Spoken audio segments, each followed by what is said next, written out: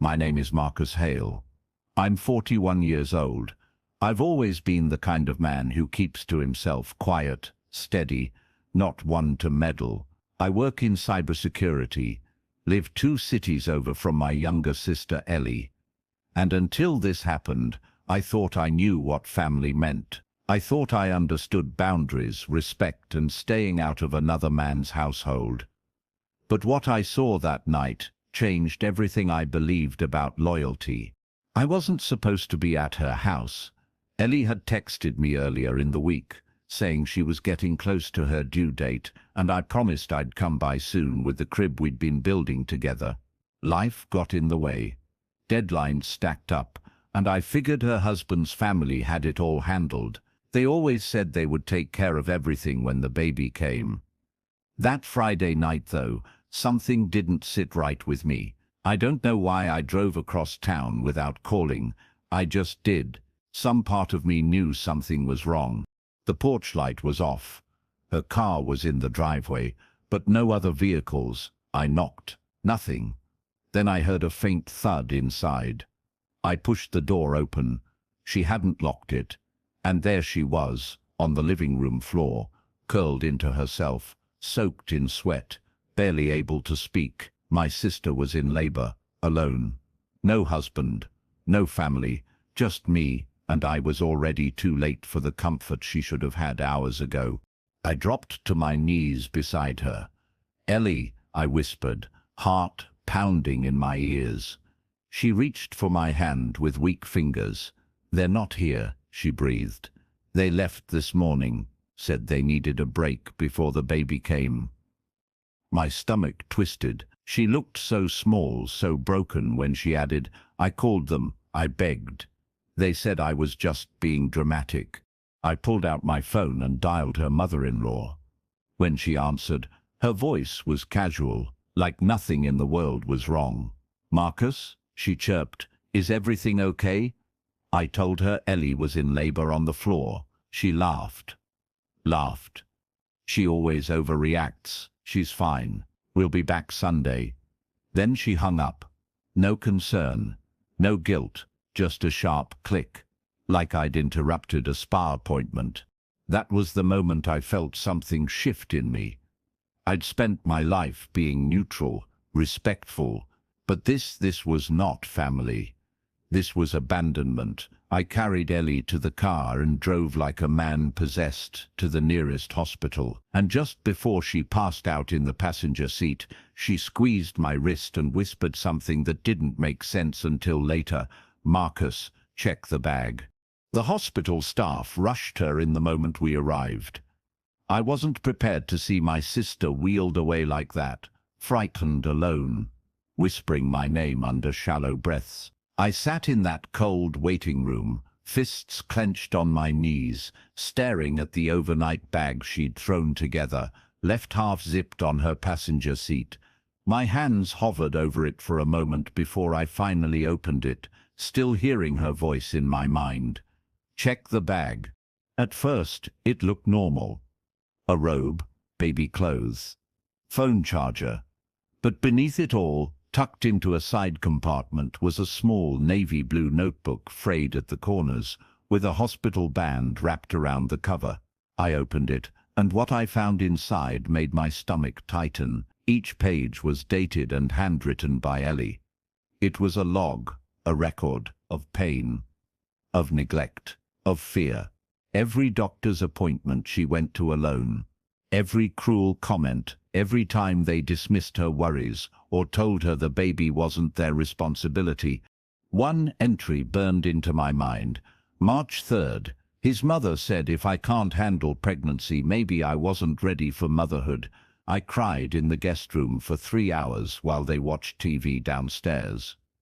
Another, April 14th, fell in the kitchen. No one helped me up. They told me not to get dramatic again. It wasn't just emotional abandonment. It bordered on something darker, something calculated. I flipped to the back. Tucked inside was a business card. A lawyer's name, family law. On the back, scribbled in Ellie's familiar handwriting, was one final note. "If anything happens, Please make sure my child isn't raised by them. I leaned back, breath caught in my chest, feeling like the air in the room had gone thin. She didn't call me that night for help. She called me for protection, for intervention, because she no longer trusted the people in her home. Hours passed before a nurse came out and told me the baby had arrived. A healthy girl. Ellie was resting, but she'd asked for me, and only me. I stepped into her room and saw her cradling the baby, tears running silently down her face. "She's beautiful," I said, but she didn't smile. Her voice was hoarse when she finally spoke. "They were never coming, Marcus. They were hoping I'd break." That sentence stayed with me long after I left her bedside. That level of cruelty didn't come from ignorance. It came from intention. They wanted control. They wanted silence. And they assumed Ellie had no one who would fight for her. They assumed wrong. I walked out of that hospital that night with a different resolve. I wasn't just her brother anymore. I was her firewall, her witness, and her quiet weapon. Back at my apartment, I stayed up the entire night with that notebook laid out on the kitchen table, each page like a confession scribbled in panic. My hands hovered over the lawyer's card again and again, but I wasn't ready to call, not yet. First, I needed to understand exactly what I was dealing with. I started pulling threads: financial records, social media footprints, local property registries.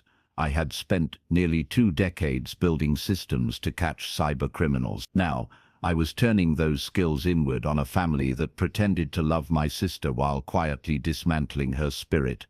It didn't take long before I uncovered the rot. Her husband Jason had signed Ellie off as unemployed on multiple forms, even though she had remote consulting income going into a separate account. The money was being funneled quietly into a joint savings account, which Ellie had no access to. Legally, her name wasn't even on the deed of their home.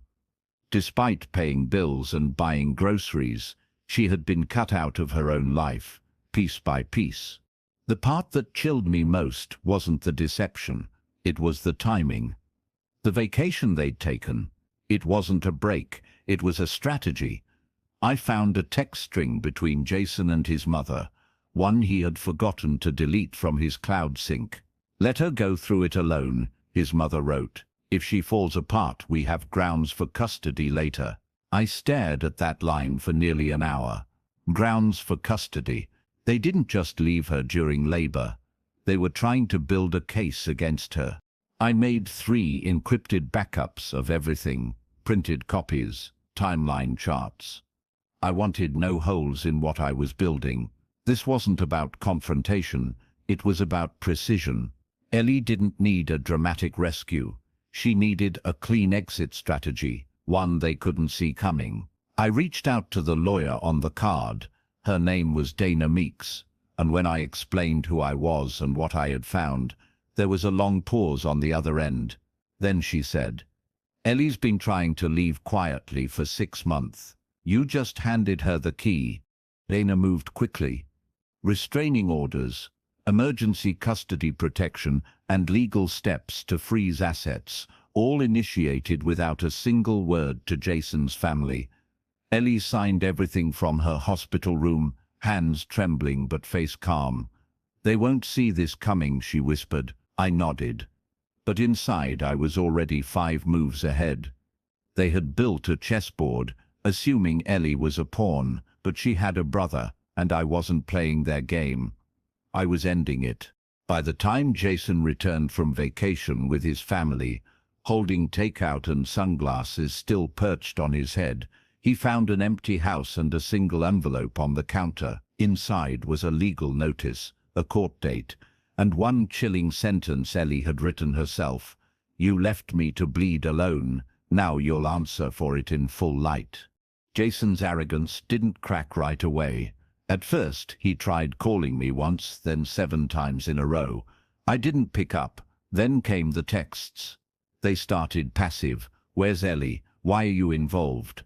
Then escalated. "You've made a mistake." This won't end well for her, but it was too late. By the time his lawyer called mine, every document was filed, the emergency hearing was set, Ellie was in a secure location, and his family had been locked out of everything they once controlled. I watched the slow unravel from a distance. Jason's friends, once smugly aligned with his curated image of the perfect suburban husband, started pulling away. The truth leaked out quietly, strategically, not through gossip, but through evidence. Screenshots, statements, receipts. Ellie had spent months documenting everything.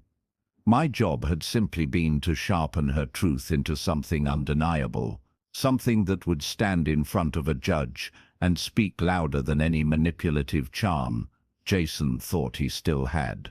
I'll never forget the day he showed up at the courthouse. Alone, no wife on his arm, no confident smirk. He wore a tie that didn't match his shirt and looked like he hadn't slept.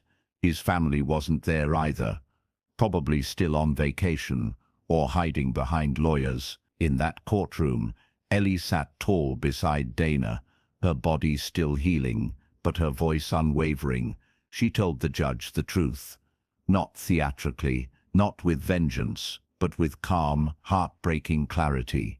Jason tried to speak, tried to spin it, claimed she shut him out, that she was paranoid. The judge wasn't moved. Dana handed over the documentation, entry after entry, financial records, medical statements, texts between Jason and his mother. The judge's face never changed until she reached the part about Ellie's labor and the abandonment. That's when she looked up, narrowed her eyes, and said, "You deliberately left a pregnant woman in active labor without care." Jason tried to speak again. The judge raised a hand. "Don't, just don't." Within 20 minutes, temporary custody was granted to Ellie, with full protective provisions. Jason was ordered to attend parenting classes, counseling, and barred from making unilateral decisions without court approval. But the part that cut him the deepest, the court-appointed supervisor for any future visits, would not be his mother, but a neutral third party. The judge looked at Ellie and said, "You're not alone anymore." Later that night, Jason called me again. "Just once," I answered, finally. There was a long silence. Then, his voice, small, bitter. "You planned all of this," I replied. "No, she did. I just made sure she had the tools to finish it." He hung up, and for the first time in years, I realized he wasn't just angry. He was afraid, not of me, but of the fact that the woman he underestimated had quietly, calmly taken back her power and walked away. The weeks that followed were quieter than I expected. No screaming matches, no online tantrums, just silence from Jason, from his family, from the people who once treated Ellie like a burden they had to tolerate. It was as if the moment they lost control, they lost interest. But I knew better. Silence wasn't surrender. It was regrouping. They were watching, waiting, trying to calculate a way back in.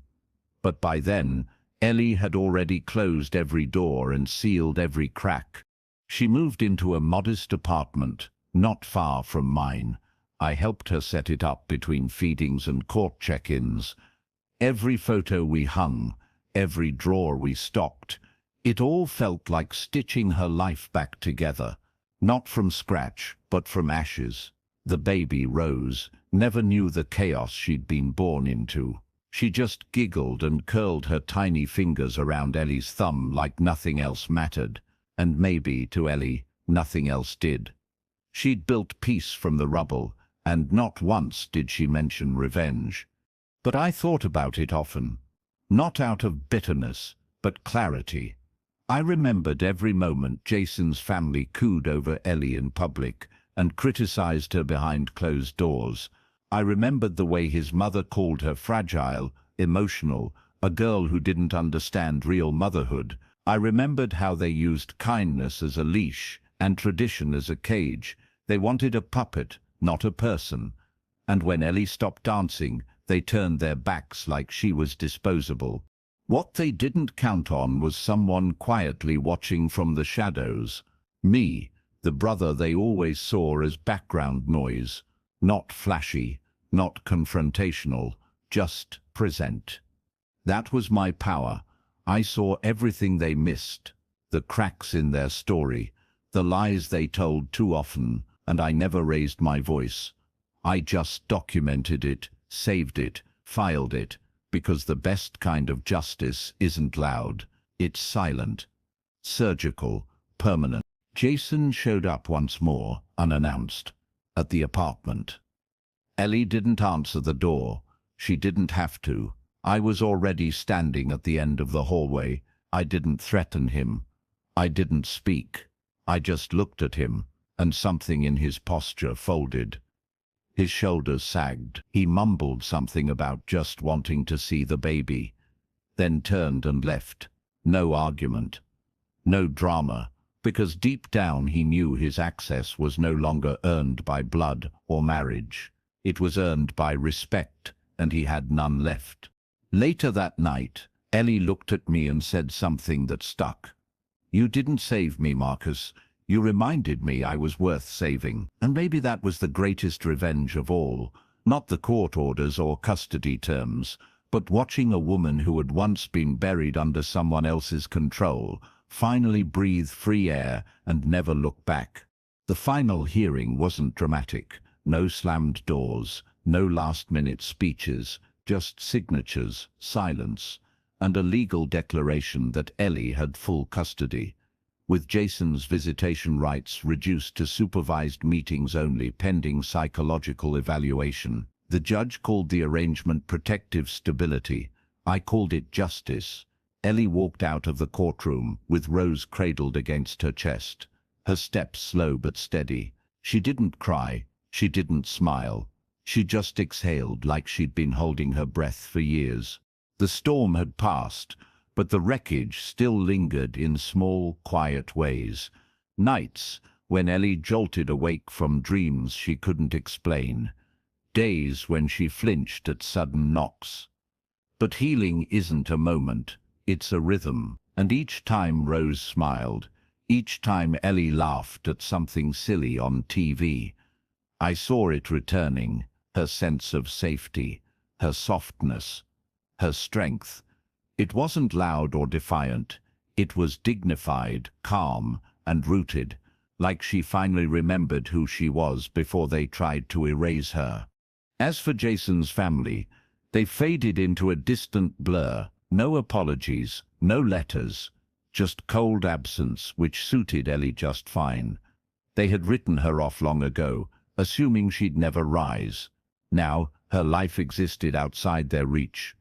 No more strings, no more gaslighting disguised as love, just clean space and the sound of her daughter breathing quietly in the next room. That was the closure she'd been chasing. And somehow, in building that life, she gave me something too, a renewed belief in silent power. People always think revenge is fire and fury, but I've learnt it's often silence and facts. It's standing in the shadows, gathering truth, while others perform lies.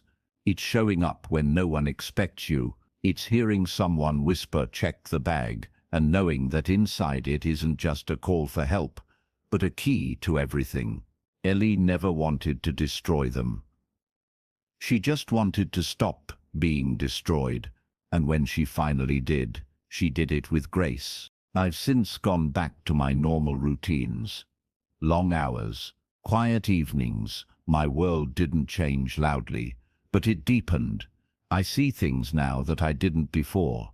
The quiet weight people carry, the silent courage it takes to survive in a house that smiles in public and wounds in private. And above all, I see the power of a decision, a moment, a whisper, a brother who showed up, a sister who refused to break, and a child who will grow up never knowing what it means to be abandoned, only what it means to be fiercely, silently loved. If I had to do it again, I would. Every sleepless night, every silent strategy, because in the end, The best revenge wasn't about punishment, it was about peace. Not just for Ellie, but for me too. And in that quiet, I found something more valuable than victory. I found family. The real kind, the kind worth protecting. The kind that whispers when it hurts, and knows you'll hear them, always. In the weeks that followed, I started noticing subtle changes in myself. I had spent so much energy preparing for the storm, tracking digital footprints, crafting airtight defenses, that I forgot how to be outside of that war zone. Now that the papers were signed, the visits were supervised, and the silence had returned, I didn't know where to put my focus anymore. But instead of going numb, I found myself drawn to the quiet moments. A baby's laugh, the clink of coffee mugs in the morning, the way Ellie slowly stopped checking the door twice before locking it. I also started journaling for the first time since college. Nothing profound, just scattered thoughts. But as the pages filled, I realized how much I'd buried for the sake of being the strong one. I had worn silence like armor for decades. The brother who never caused waves, the son who always complied. But this experience had cracked something open in me. I hadn't just protected Ellie, I had resurrected something in myself, the part of me that still believed in justice that didn't need applause. Ellie noticed it too. One night after putting Rose down, she said, "You're lighter now." I smiled, unsure what she meant. "You used to carry everyone else's pain but didn't allow yourself to feel it," she continued. "Now it's like you let some of it go." I didn't respond right away, but deep down, I knew she was right. The act of protecting her had healed me more than I expected, and maybe that was the point. As Ellie began therapy, she asked me to attend one session with her, not because she needed help navigating her trauma, but because she wanted to understand mine. "You always protected me," she said. "But I don't think anyone ever protected you." It wasn't dramatic, just honest, and sitting in that quiet, softly lit room across from a stranger with a clipboard, I finally said things I hadn't spoken aloud in years, about our parents, about always being the buffer, about how silence became my safe place and my prison. The therapist nodded gently and said something that felt like a challenge and a gift all at once. Sometimes the strongest ones in the family are the ones most forgotten, until they stop being silent. I left that office lighter, not fixed, not finished, but freer. I had spoken my truth without needing to prove anything or perform for anyone, and that in its own way was a kind of revenge too, on a life that told me strength had to mean invisibility. From that point on, my relationship with Ellie changed. We were no longer just siblings bound by blood.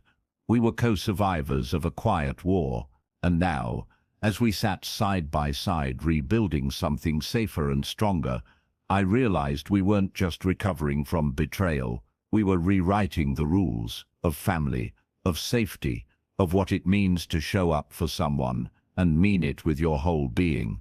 As Ellie settled into her new rhythm, balancing motherhood, healing, and rediscovering her own voice, I began to notice how intentional her world had become. There was no space anymore for people who made her shrink, no space for guilt disguised as obligation. She built her boundaries like walls covered in wild flowers, firm yet beautiful, and watching her raise Rose with calm steadiness, I realized I was witnessing the legacy of survival turned into grace. Jason, meanwhile, seemed to evaporate. The supervised visits became less frequent. He missed one, then two. Eventually, the state-appointed supervisor reported a formal request to pause contact due to emotional absence. Ellie didn't react. She just signed the papers with a quiet nod and returned to rocking Rose to sleep. She never asked why he disappeared. She already knew. People like him only thrive when they control the narrative. Once that's gone, they wither. not from punishment, but from being seen without their mask. It was around that time I started seeing someone. Her name was Dana, not the lawyer, but a teacher I met through a local outreach program I helped organize after the case settled. We started slow. At first I didn't think I was ready, but she didn't ask me to explain my silences. She just respected them. And with every walk we took, every meal we cooked together, I started remembering what life could feel like when it wasn't shaped by crisis. One afternoon, Dana came with me to visit Ellie. The three of us sat on the balcony while Rose slept, sipping tea and laughing about childhood memories. And in that moment, I felt something that had been foreign to me for years. Ease. The kind of ease you only feel when no one's performing, no one's waiting to be hurt, just truth, laughter, and safety. Ellie caught my eye and smiled. Not the forced kind, but the kind that says, "We made it out." I didn't tell Dana the full story right away. But when I finally did, she didn't flinch, she just listened. "You didn't just protect your sister," she said. "You broke a cycle. Most people never even see theirs, let alone stop it." I hadn't thought about it that way, but she was right. My silence had once made me complicit. Now, it had become my shield and my scalpel. I used it to dismantle the very system that once kept us quiet. Ellie often says Rose saved her life, but I think she's wrong. Ellie saved herself. Rose just gave her the reason. And maybe I was the bridge between the two, a quiet man who refused to let the story end with suffering, who turned pain into protection, silence into strategy, and family into freedom. Spring arrived slowly that year, but when it did, everything seemed to bloom at once. Ellie enrolled in a few online courses, finally picking up the psychology degree she abandoned years ago when Jason convinced her it was unrealistic. I watched her take notes late into the night, a baby monitor humming softly beside her. It felt poetic, her studying human behavior after surviving the worst of it, not out of bitterness, but out of curiosity, out of power. Rose turned 6 months old that May. We threw a small gathering, just close friends, Dana, a neighbor Ellie had grown to trust, and me. No grand speeches, no fake relatives, just warm food, soft music and laughter that didn't sound borrowed. When Ellie held Rose over the cake, her voice caught for a second. I saw her blink quickly, smile and whisper, "You'll never know the darkness you came from, baby girl, only the light we built around you." That night, after everyone had gone home, Ellie handed me an envelope. Inside was a copy of her updated will, naming me as Rose's guardian if anything ever happened to her. I didn't say anything for a long time. I just looked at her. "I hope you never need that," I said quietly. She nodded. "I don't plan on it. But I sleep better knowing she'll always have someone who sees her, not just someone who claims her." It was the deepest compliment I'd ever been given. I had come a long way from the man who drove to her house that night, on a hunch. I thought I was just being a protective brother, but I see now I was confronting my own silence, my own years of letting things go because I didn't want conflict. That drive, it wasn't just for her, it was for the boy I used to be, the one who learned to stay quiet to survive. In therapy, I once told the counselor, "I don't like being the center of the story."